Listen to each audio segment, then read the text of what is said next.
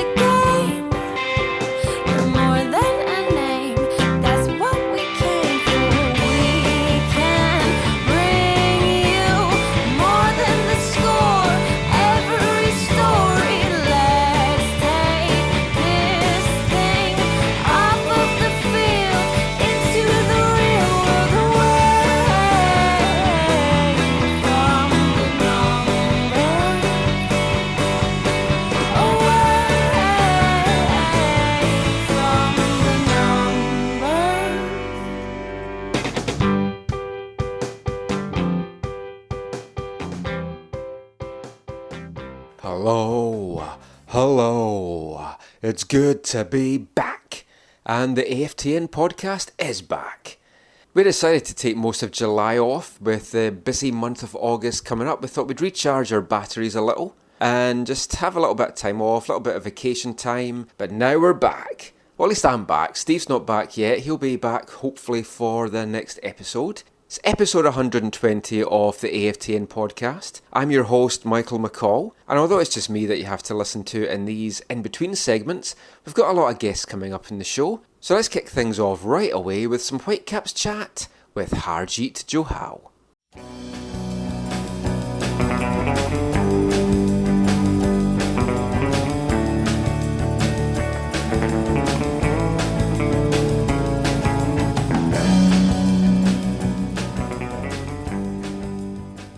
So we're joined now by our special guest, Harjeet Johal, as we head back from Whitecaps training. Doing this in the car, because Har likes to do it in the car, apparently. Yeah, there's a lot of comfortable seats in the car, you know.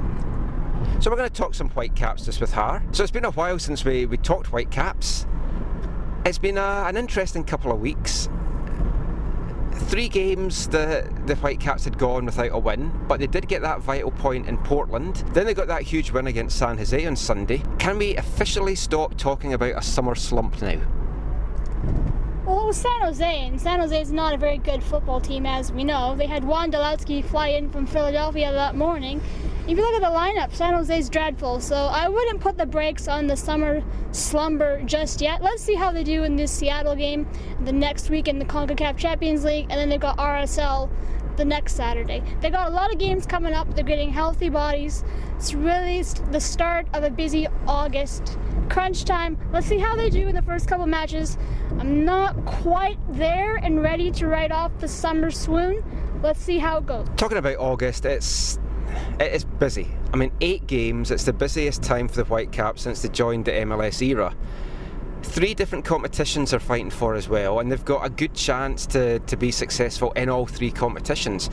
Now, there's got to be squad rotation, there's no way about it, no ifs and buts, there's no way that players can play all 8 games.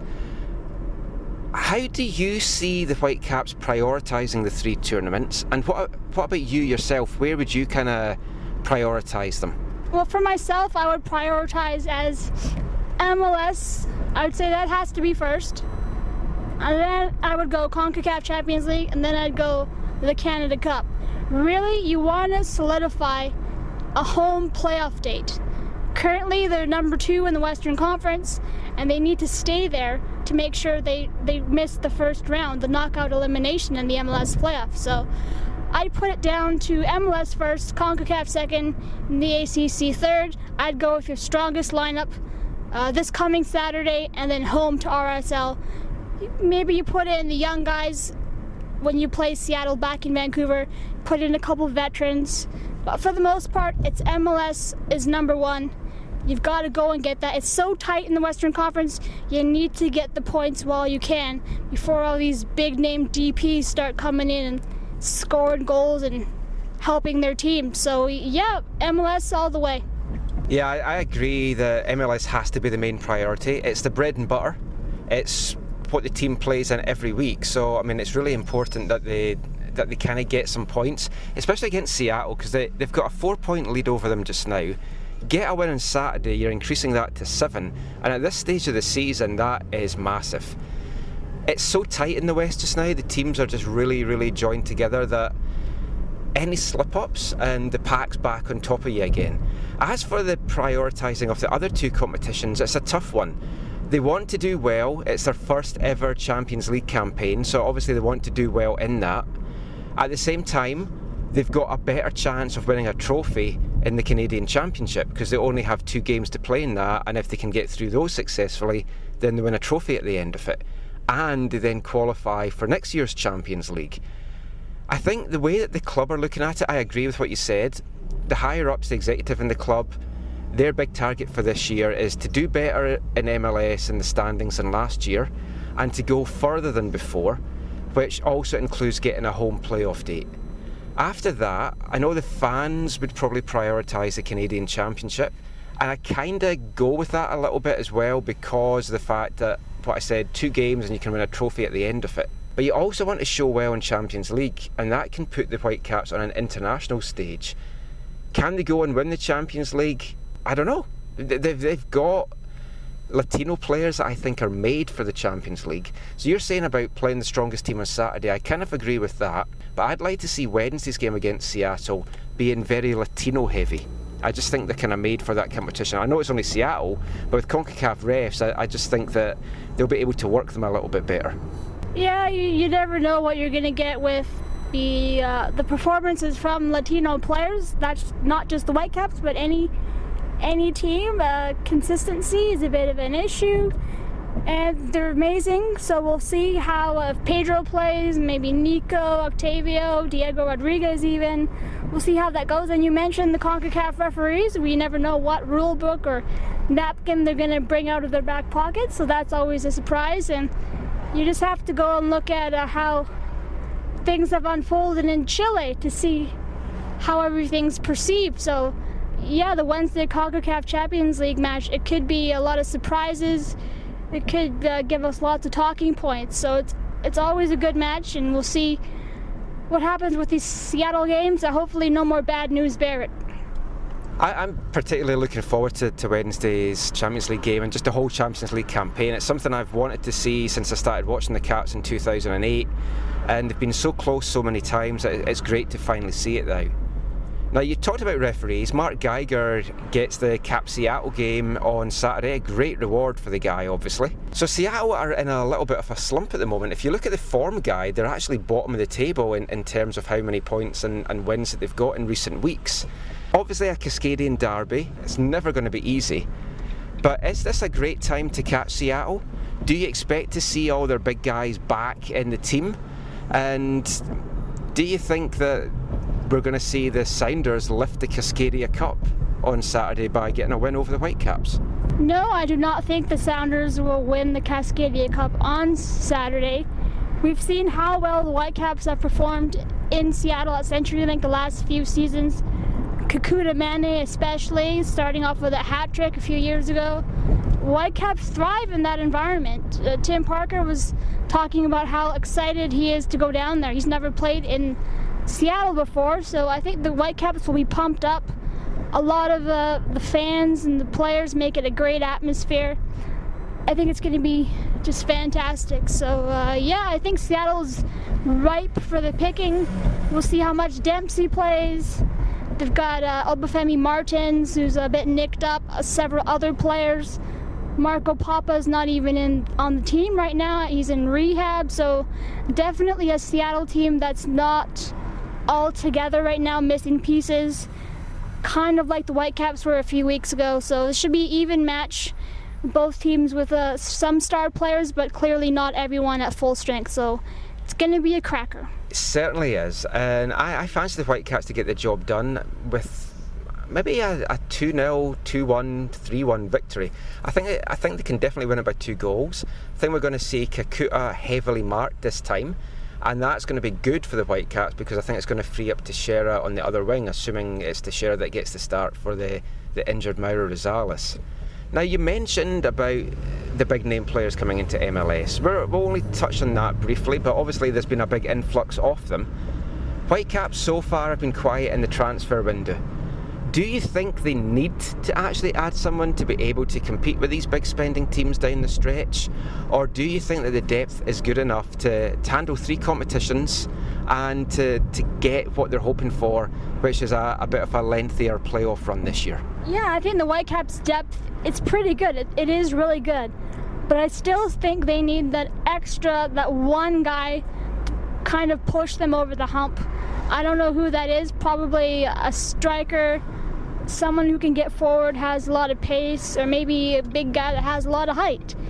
Either one of the two would be a great addition. Whitecaps probably don't want to spend a lot of money, as who would, so their options are limited. I know they've been approached about certain players, They've not been able to find the right match, the right fit for the team. There's a lot of factors to consider. So Robbo, he's still searching. Greg Anderson and Bobby Leonarduzzi, they've been out at Whitecaps trading a lot over the last few weeks. It really does not sound like anything's imminent or anything's close to being done. What I see happening is, I think they'll bring somebody in probably towards the end of August, maybe early September, kind of like we saw with Mauro Rosales last year. And something maybe a bit later on when it's died down. We'll have to see how they do in this next month, the next few weeks. But yeah, I think they want to bring someone in.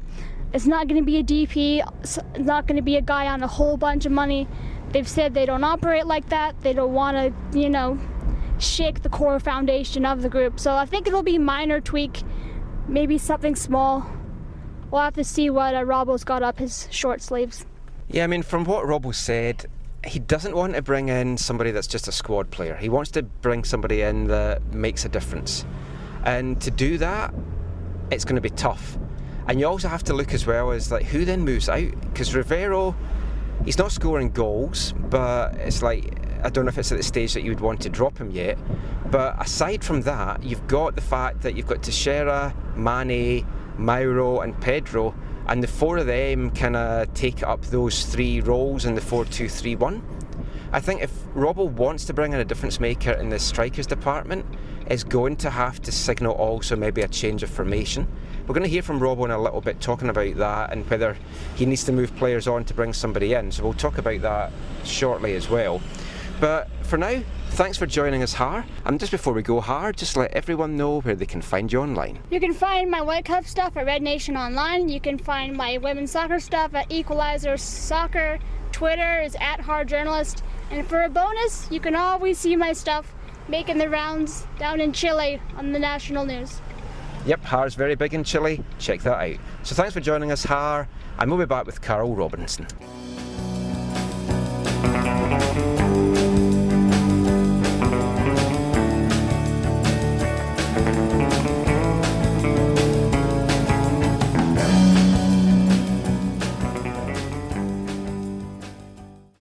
So as Har and me were saying there, very, very busy month of August coming up. 8 games, 3 different competitions, and I do fancy the Whitecaps' chances to do well in all 3 of the competitions that they're in, hopefully lifting some silverware in the process by winning their first ever Voyageurs Cup. But as we're talking about there, it's difficult to know how the club are going to try and prioritise these things. We've all got our own opinions. Should they concentrate mostly on the league? Should they try and make a concerted run at the Champions League? Do they want to lift that first Voyageurs Cup and get into next year's Champions League as well? So much to play for, so many different permutations. And Carol talked this week about how he's already drawn up 8 different starting lineups for the game, so there's going to be a lot of squad rotation. So let's hear from Carol Robinson now, just talking during the week about the games coming up, how he can prioritise them, just his plans for it. And it all kicks off with this double header against Seattle. MLS on Saturday, Champions League on Wednesday. What's Carol going to do? What's Seattle going to do? Let's hear now from the coach himself. Here's Carol Robinson.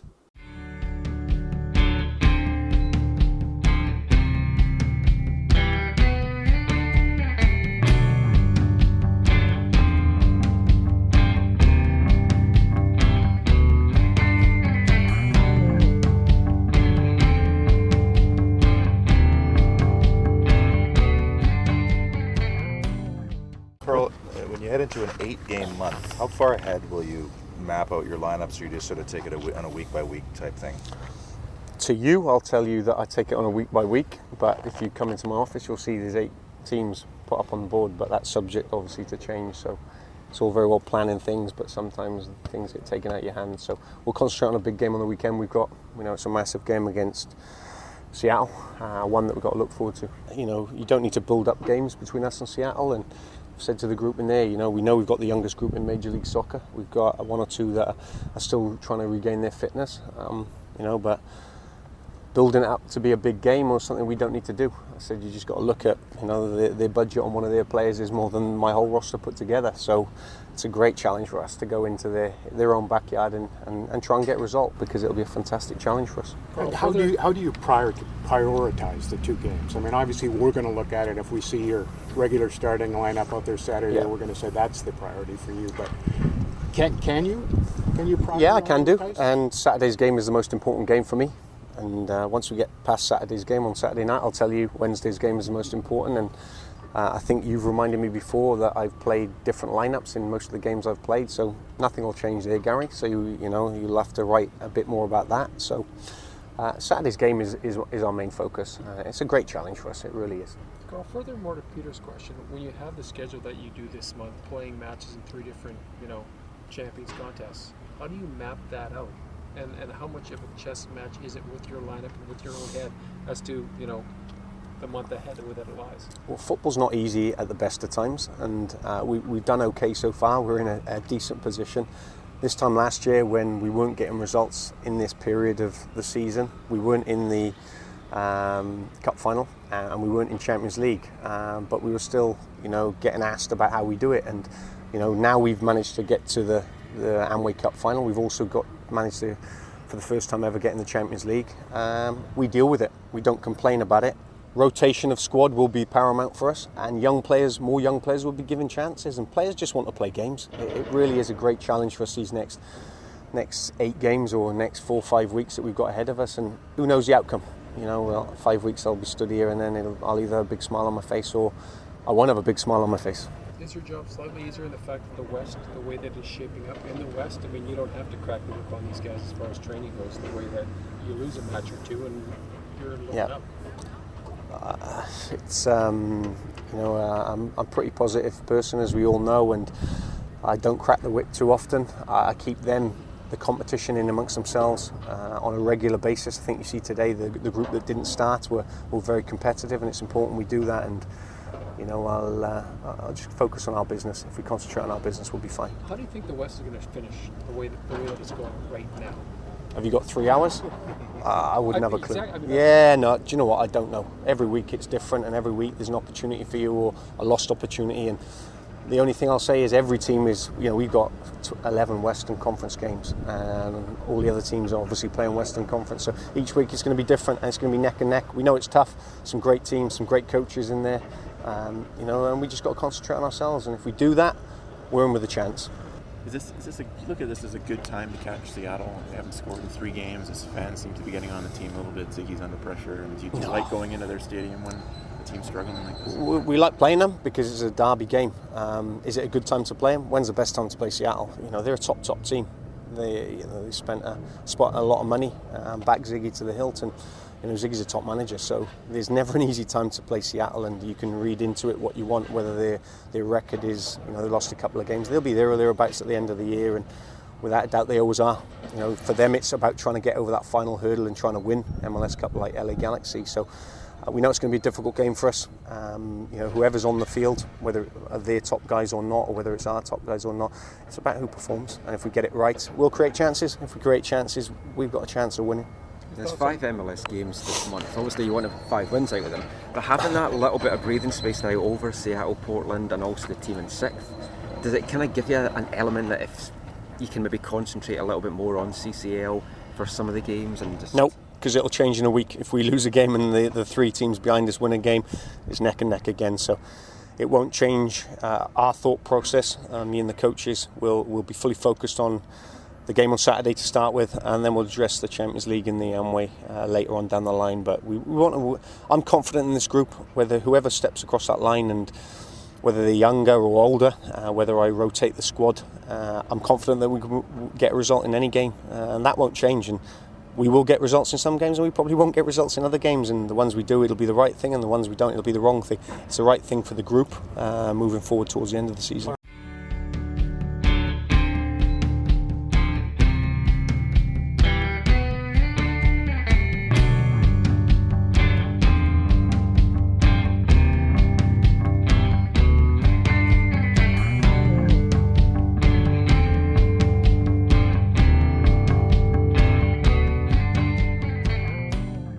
Carl Robinson talking about a few things there. Now, the Whitecaps are going to head into the game against Seattle on Saturday with, I think, a very strong lineup. The back four is likely to be the experienced old heads that did so well to give the Whitecaps such a great start back at the start of the season. So you're going to have Ousted in goal, Baitashour, Harvey on the left. And I think that Robbo will continue with Ka and Waston in the middle, and then give the other guys like Parker, Dean, Rodriguez some of the minutes during these Champions League, some of the other MLS games, and also the 2 Voyagers Cup matches. Russell Teibert's back in the mix as well. I don't know if he's going to get the start on Saturday. I think that Robbo might just continue to go with Kofi and Laba for this one. Now, Russell, as we know, was away with Canada. Was back, didn't start the game on Sunday against San Jose, but did come on after about the hour mark. And then he was away again on homegrown duty in the MLS All-Star game for the MLS All-Star homegrown side against Club America under-20s. So let's just hear a little bit from Russell now, just talking about that experience and how he found playing under a veteran and an American soccer legend in Landon Donovan. What was your MLS homegrown experience? You were on the pitch for 60 minutes? Yeah, 59. I don't know. That 1 minute was a big deal. But it was a good experience. Happy to be there. Happy to play with some of the most talented young players throughout the MLS. It was my second homegrown game, and another great experience playing for Landon. Probably the most experienced, the most trophied American legend. Great experience. I always loved playing against him. And I told him that I love playing against him, love watching him play, but it was a real pleasure to play for him. Were you able to have a chat with him at all? And did he say anything to you can share with us? Yeah, it was actually nice to get to know him off the field because like I said, I only played against him. So it was real cool to see him as a manager on the day. Not only is he a great professional, I think he's an even better person.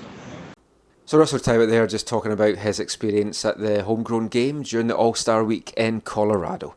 So I'm not sure whether Russell will get the start on Saturday, but he's going to be pretty fresh because he hasn't played a full 90 minutes for a long time now, either for Canada or for the Whitecaps.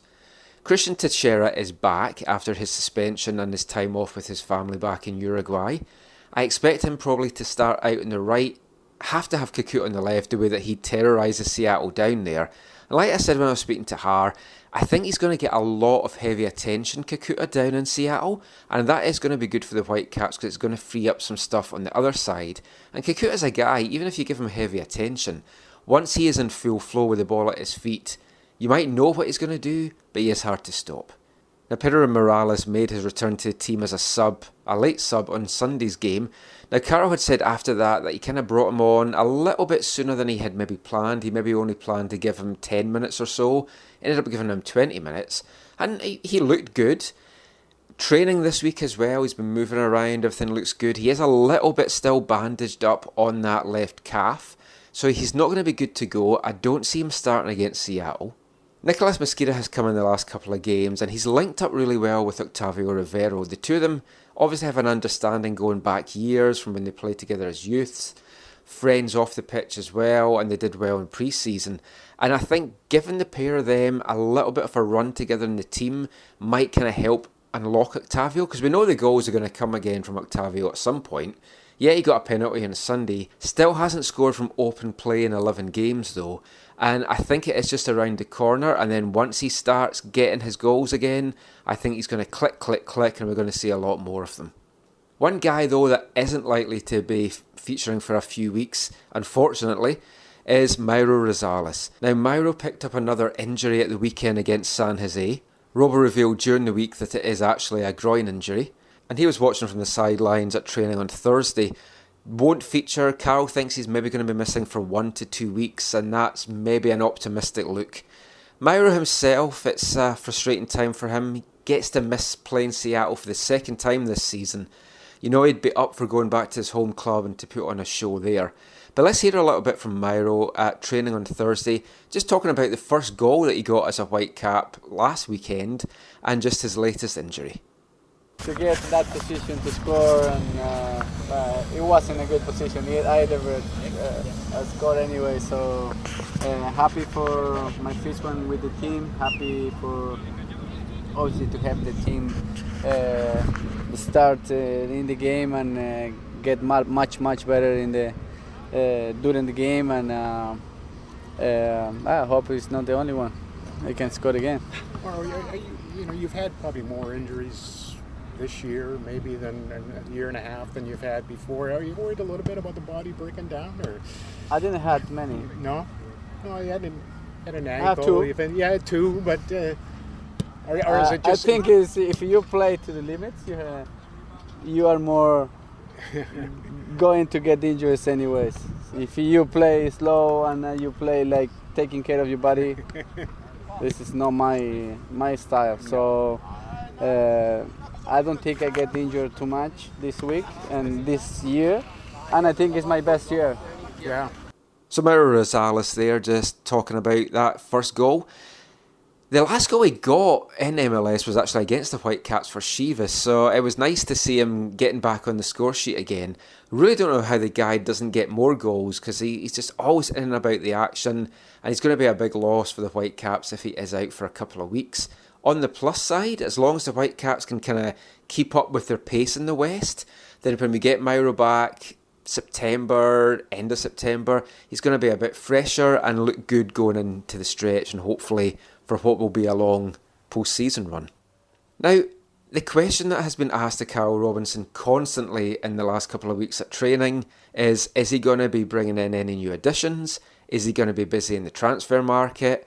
What's his thoughts on clubs bringing in the likes of Lampard, Gerrard, Drogba now in Montreal? Now, I think we kind of have to admit the Whitecaps are not going to compete with those big names. It's a topic for another day. We've discussed it before. I think that's a good thing because it's more disruptive for the team. Doesn't guarantee success just spending all that money on one player. And especially an ageing player, somebody like Drogba, it's like, yeah, he'll get a few goals, but at what cost to Montreal and the development of any younger players there? So let's hear a little bit from Robo now, just talking about the transfer window. How close he is to maybe bringing in someone else in, making an addition to the squad before the window closes next week. And does he actually have to move players on to be able to bring some new faces in? So let's hear the thoughts of that now from Carl Robinson. Well, the other day you said you were closer than you were the day before in terms of adding somebody. Yeah. Where do you sit right now in terms of... Probably a bit like the Western Conference. Now it's gone the other way. So, it'll probably change again tomorrow. So, Will you be disappointed if you can't add somebody before the window closes? If I don't add anyone? Yeah. I'm never disappointed, Gary. I try and put on this... I try and, even when we lose, I try and take positives out. And, I'll say to you, I'm disappointed, so you don't say that I haven't got any feelings, because I've got feelings. And it's important we keep things in, a reality check here. We've had a very good start to the year. We're building. We've got the youngest group in Major League Soccer, and, we're exciting to watch. Of course, we can be better in certain areas. And do I want to add to the squad? I'm constantly looking to try and add to this group to make us better. And if I feel it's right, we will. Will we be signing Steven Gerrard? No, we won't. I think that's fair to say, and nothing will change there, whether it's today, tomorrow, the next day, or the day after. It is part of the fact that Dallas, yourselves, and DC United, who don't have a big star, are the top three teams in the league right now. Is that one of the cautionary reasons why you not want to do a big splash like that? Do you know what? I'm 2 years into this larky, and I don't know what the right thing to do is.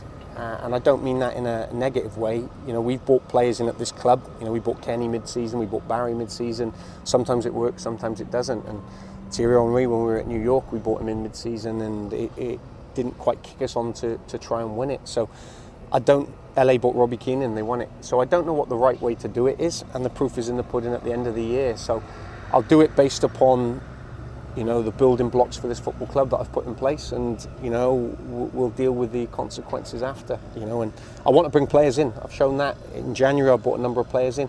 In January there'll be more players coming in, which we know are available to us, but at this moment with the introduction of the TAM money, sometimes, people make knee-jerk reactions and decisions, and we won't do that. I won't do that.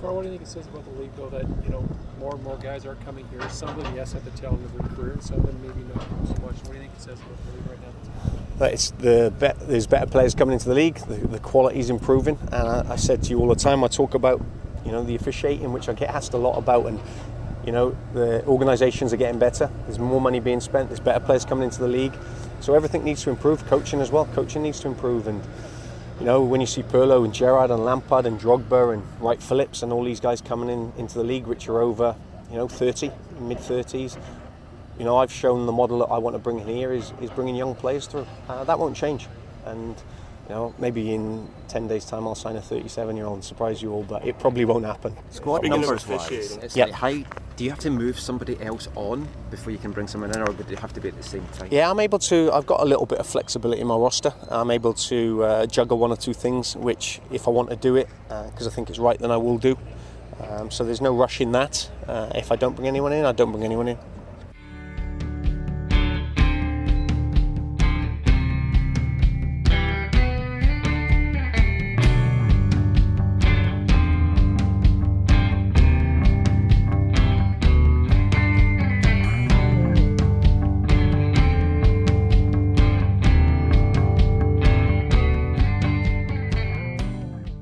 So was Robbo there talking about the latest transfer speculation or lack of it.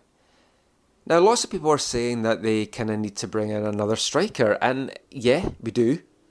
We need somebody that can maybe help Octavio a little bit up front, take some of the workload off his shoulders. Darren Mattix is coming back from Jamaica in lots of form.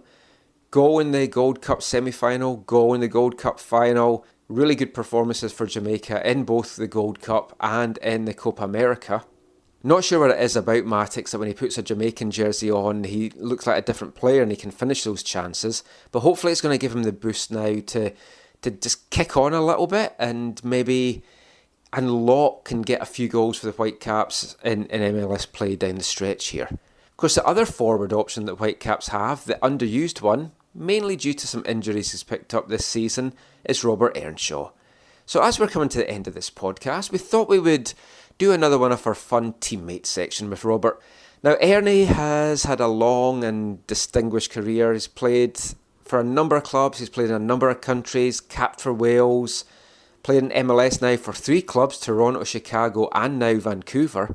So we thought we'd do an overall teammates with him, where he could select a player that he's played alongside at any point in his career, or, if he wanted, he could pick some Whitecaps. So we're going to have a little mix here, some of his career guys, some of his Whitecaps guys. It's a really entertaining chat. Ernie's always a lot of fun to talk to. So here's Robert Earnshaw's teammates.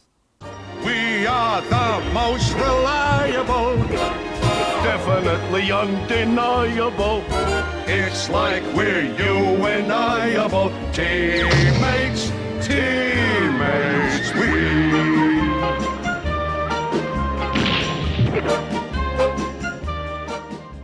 I'll start off with some easy ones for you. Who's your best friend in all of football? Best friend, I've got a few. Joe Ledley at Crystal Palace in Wales. Danny Gabidon, who was at Cardiff last year. Also Wales teammate James Collins, who we all kind of grew up together at Cardiff when I was young. So we just always been friends. Everybody. They've gone to West Ham, Villa, and Crystal Palace, and Celtic, and all these different teams, and we've all stayed in contact. But I'd probably say those guys. I stay in contact with a few, but those are probably the longest ones that I've been in contact with. What about in this team? Who would you say is your best friend or friends on this team? Who do you hang out with off the pitch? A lot of the time it's me and Pa. Scooter is always in and around us. Sometimes I room with Kians, so I speak to him a little bit. So I'll probably say those guys. So for the rest of this, well, you can pick any Whitecaps guys if you want, or you can pick anyone that you've kind of played alongside with on your whole career. So who would you say is the most intelligent player that you've ever played alongside with? Most intelligent player I've played alongside with? Ooh, a few. I'd probably say, intelligence-wise, if I was going to pick one that stands out, I'd probably say Ryan Giggs.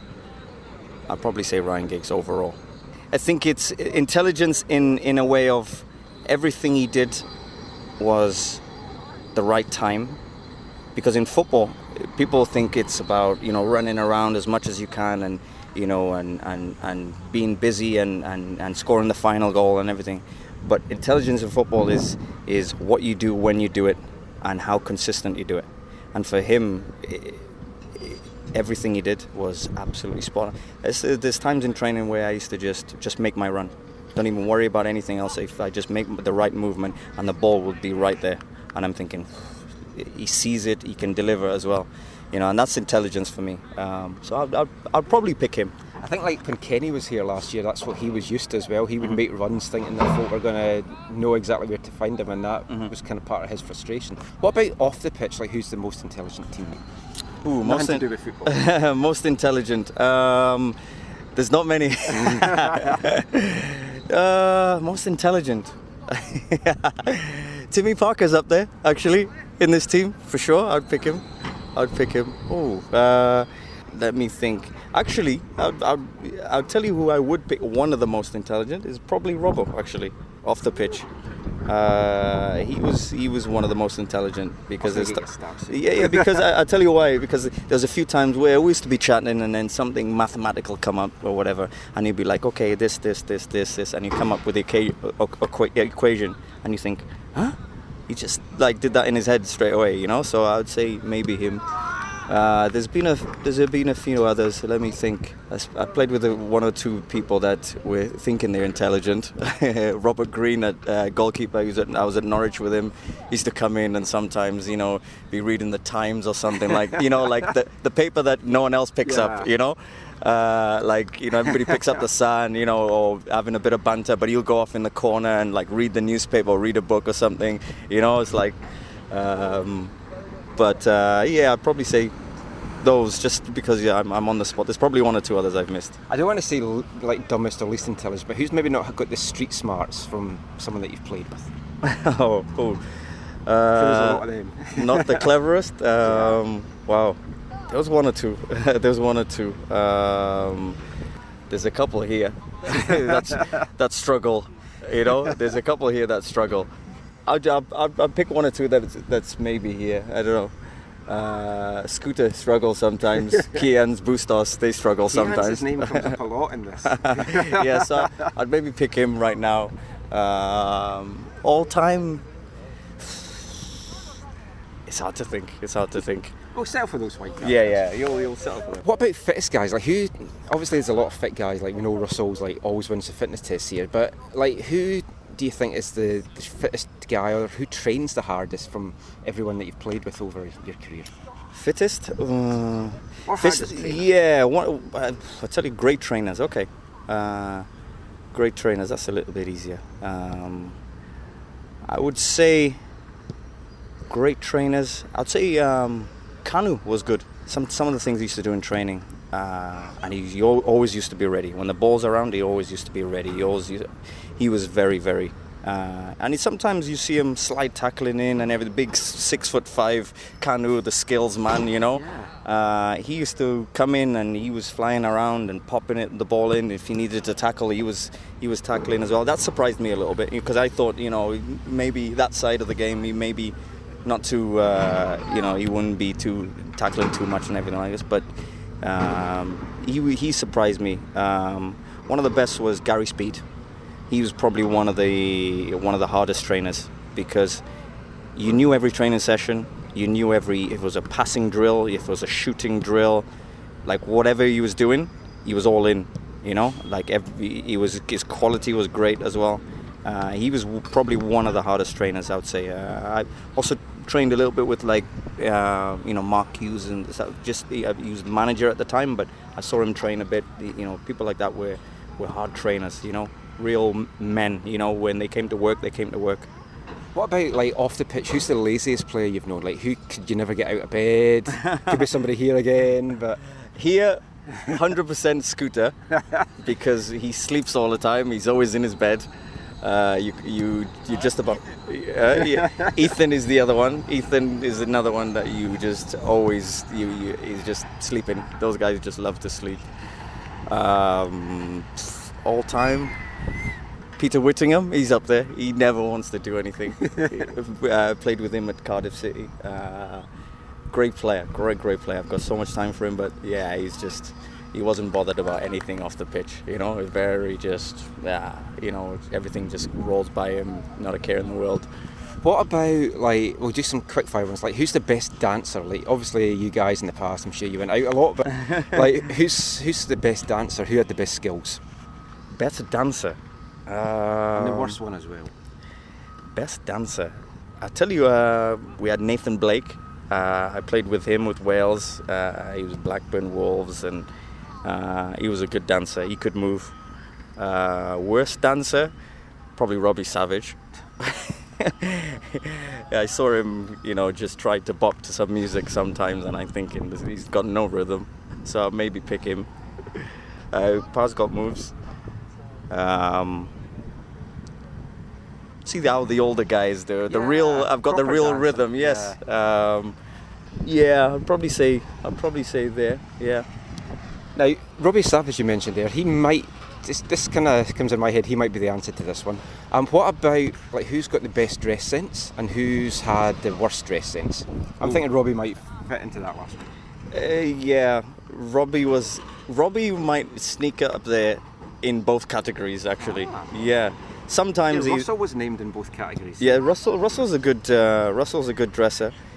Robbie Savage definitely at times he could be best dressed, but there's a lot of times he was definitely worst dressed. And he used to make sure that he tried to look good. He hasn't mentioned you yet, so you're just setting yourself up. There's times where you make the effort. He's gone out and shopped for 2 or 3 hours at a time just for one outfit, and he wants to impress the guys, and we used to give him some banter for some of his dress sense for sure. Now, I watched a video of you at half-time in the game on Sunday. You were doing some shopping thing. Wearing, I don't know what, some vest. What was that? Oh yeah. Yeah. I can't talk. I'm not exactly. For me, I like to be stylish. I like to wear things that maybe somebody else might not wear, but I know I can pull off. So if I wear something, it's normally because I can pull it off. I think maybe sometimes somebody else, if they wore the same thing, they might not pull it off. That's how I put it. What about, like, on this team, who's the worst dresser on the Whitecaps? Worst dresser? Oh, there's definitely a few to that one. I would say Kian's, it might be up there. He gets mentioned. Yeah, Kian's is up there. Scooter is definitely up there. Sometimes I feel like he rolls out of bed and just comes straight in, sleepy. Worst dressed, Eric. Eric is one of the worst dressed, and Darren. For sure. I mean, Darren, when he comes in, even on a match day, his suit doesn't even fit him right. So if a suit doesn't fit you right, then you're struggling. Best taste in music, worst taste in music. Could be for your all time, could be on this team. Yeah. Best taste and worst taste.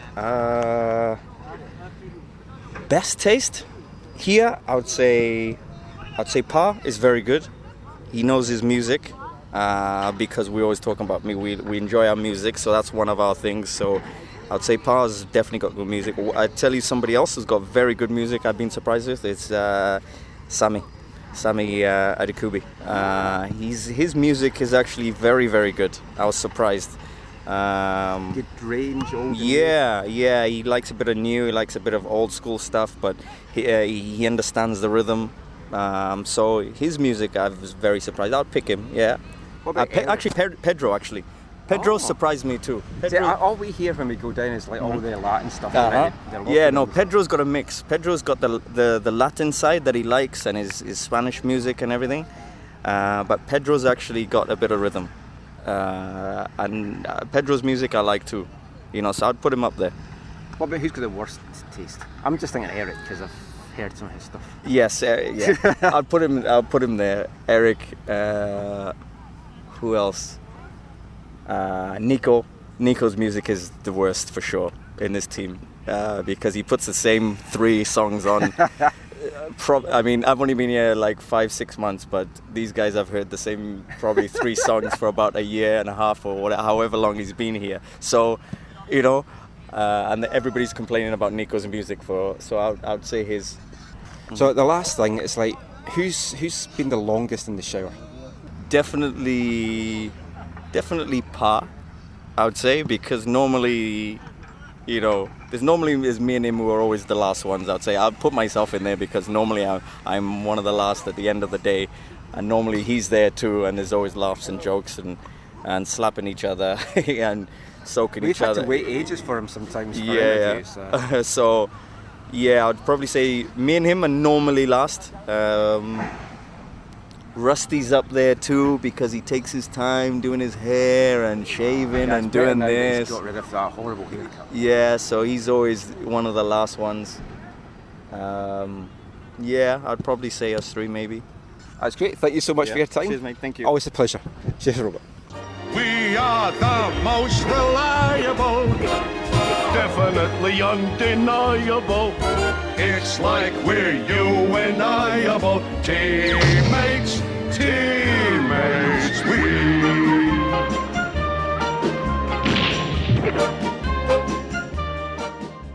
So it was fun talking to Robert Earnshaw there. We had a lot more things we were going to ask him, but as you saw, we were kind of chatting away a little bit too much and time just got the better of us, so we'll speak to Robert about some other stuff later on. So just before we wrap up this episode of the podcast, it's time for something that we haven't done for a while. It's time for Carl Robinson's Big Question. Questions and answers, honesty lies. Yes, no you can't, but you can if you know why. Okay, so we've talked a lot about the Champions League and the MLS, but obviously the Canadian Championship's a big one as well. We've talked in the past about the clubs maybe going to have a curse in that competition. Are you considering doing a Barry Fry and pissing on each corner flag before the game? I don't think that would go too well down with the organisation, so no, I'll give that a miss, and hopefully we can change the course of our bad luck in this tournament and lift the trophy. Questions and answers, honesty lies. Yes, no you can't, but you can if you know why. I know the ground staff probably wouldn't be too keen on the idea, but I do think that it is a good idea to look into to try and exercise our Voyageurs Cup demons. But anyway, that is it for this episode of the podcast. I'm Michael McCall. Thanks for joining us. You can find me on Twitter at AFTN Canada. You can read all our stuff on AFTN, aftn.ca. I'm also the Whitecaps beat reporter for MLSsoccer.com, so watch out for my stuff in that. So until next time, and hopefully Steve will be back joining us, thanks for listening, take care, and as always, mon the Caps.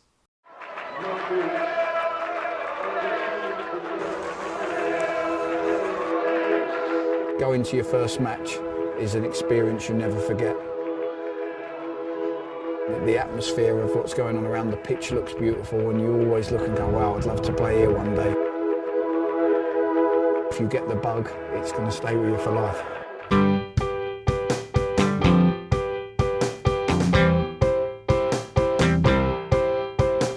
10 minutes left, yeah, but